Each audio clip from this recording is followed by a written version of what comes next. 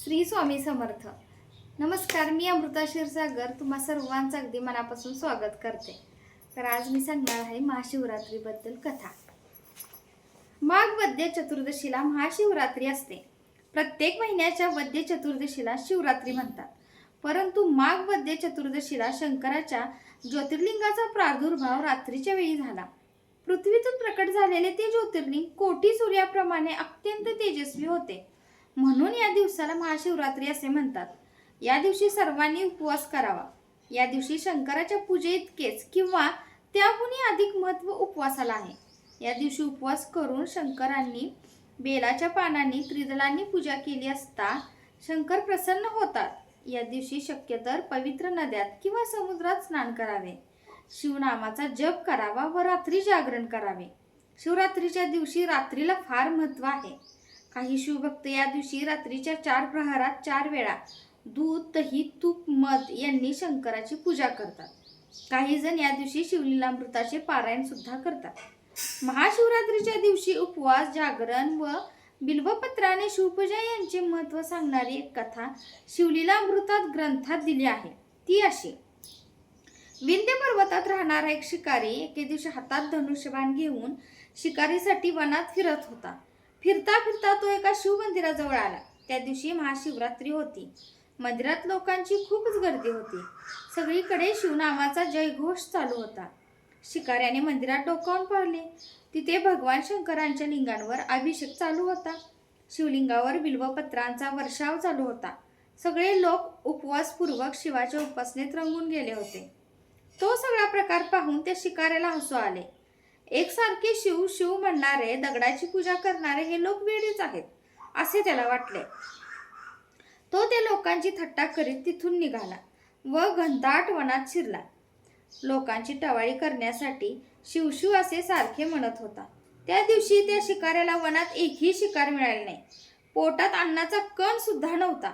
दिवसभर उपवास पडला. इतक्यात संध्याकाळ झाली. अंधार पडू लागला. आज शिकार केल्याशिवाय घरी जायचे नाही असा त्याने निश्चय केला होता. इतक्यात त्याला स्वच्छ पाण्याने भरलेले तळे दिसले. त्या तळ्याच्या काठ्यावर एक गोलाकार बेलाचे झाड होते. त्या शिकाऱ्याला वाटले या तळ्यावर पाणी पिण्यासाठी प्राणी नक्कीच येतील. म्हणून तो त्या बेलाच्या झाडावर चढून एका फांदीवर बसला. त्याने धनुष्यबाण सज्ज ठेवले होते. तो वृक्ष घनदाट होता. समोरचे काहीच दिसत नव्हते. म्हणून तो उजव्या हाताने दवांनी ओले झालेले बेलाचे एक एक पान तोडून खाली टाकू लागला. त्याच वृक्षाखाली एक शिवलिंग होते. त्याची स्थापना साक्षात ब्रह्मदेवाने केली होती. तो शिकारी बेलाची पाने तोडून टाकत होता. ती त्या शिवलिंगावर पडत होती. त्यामुळे अजाणतेपणी त्याच्या हातून पूजा होत होती. तो मनातल्या मनात शिव शिव असे म्हणतच होता. उपवास, जागरण, शिवपूजा व शिवस्मरण यामुळे त्या शिकाऱ्याचे पाप हळूहळू नाहीसे होत गेले.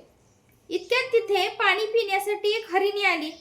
त्या हरिणीला पाहताच शिकाऱ्याने धनुष्याला बाण लावला. तोच ती हरिणी मनुष्य भाषेत त्याला म्हणाली, सद्गृहस्था थांब, मला मारू नकोस. मी तुझा कसलाही अपराध केलेला नाही. निरपराध प्राण्याला ठार मारणे पाप आहे. ती हरिणी मनुष्य भाषेत बोलत होती हे पाहून त्या शिकाऱ्याला मोठे आश्चर्य वाटले. त्याने तिची चौकशी केली. तेव्हा ती हरिणी म्हणाली, मी पूर्वजन्मी रंभा अप्सरा होते. परंतु माझ्या हातून घडलेल्या काही अपराधामुळे शंकरांनी मला शाप दिला. तू पृथ्वीवर हरिणी होशील. हिरण्य दैत्याने माझी आराधना केली नाही म्हणून तोही पृथ्वीवर हरिण होईल. तो तुझा पती होईल. 12 वर्षानंतर तू माझ्या पदाला येशील. मग मी पृथ्वीवर हरिणी म्हणून जन्मास आले. हे व्याधा, तू तुझ्या बायका मुलांचे पोट भरण्यासाठी मला या क्षणी मारू शकतोस. पण घरी माझे पती व बाळे आहेत. मी त्यांना खाऊ पिऊ घालून येते. मग तू मला खुशाल मार. मी माझे वचन पाळले नाही तर मला अनंत पापांचे फळ भोगावे लागेल.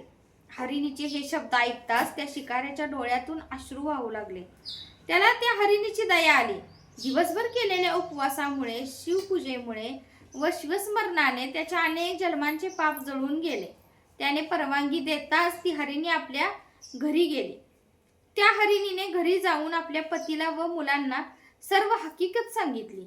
मग ते सर्वजण त्या शिकाऱ्याकडे परत आले. तो हरिण शिकाऱ्याला म्हणाला, मला प्रथम मार.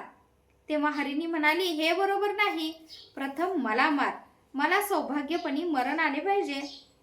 हरिणीची पाडसे म्हणाली, प्रथम आम्हाला मार. आई वडिलांच्या प्राणांचे रक्षण करणे हे पुत्राचे कर्तव्य आहे. त्या हरिणांचे हे बोलणे ऐकून त्या शिकाऱ्याच्या डोळ्यातून अश्रू वाहू लागले. त्याने धनुष्यबाण फेकून दिले. तो त्यांच्या पाया पडून म्हणाला, आज तुमच्यामुळे मी धन्य झालो, पापमुक्त झालो. तो शिकारी असे म्हणत असतानाच कैलासहून दिव्य विमान तेथे आले. दिव्य वाद्य वाजत होती. स्वर्गातून देवगण पुष्पवृष्टी करीत होते. त्याच क्षणी त्या शिकाऱ्याला व हरिणांना दिव्य देह प्राप्त झाले.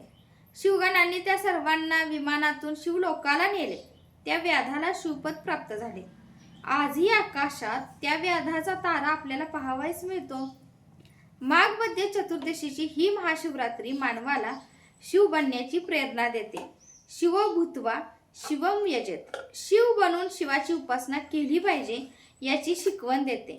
मनुष्याने मनात आणले तर एकाच रात्रीत मानव शिवत्व प्राप्त करू शकतो हे आश्वासन महाशिवरात्री देते. श्री स्वामी समर्थ.